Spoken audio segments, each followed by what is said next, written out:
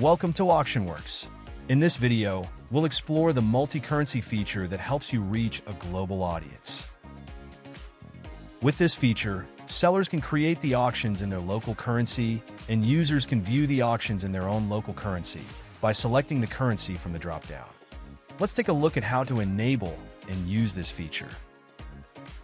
As an admin, navigate to the Preferences page under the International section of the Admin Control panel and enable the Multiple Currencies feature. Next, on the Currency page, you'll see a few currencies that are enabled by default. If you don't need them, you can simply disable them.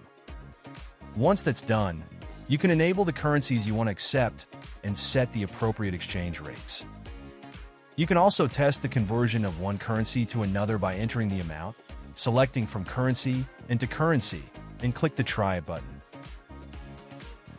Once configured, users will have a drop-down option to switch between available currencies to view listings in their local currency.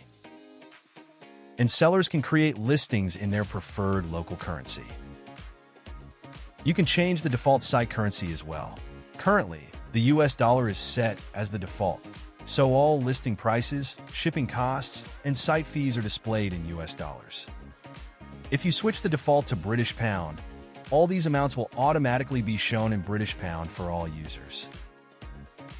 If the multiple currencies setting is disabled, users won't have the option to switch between different currencies, and all prices will be displayed according to the default site currency.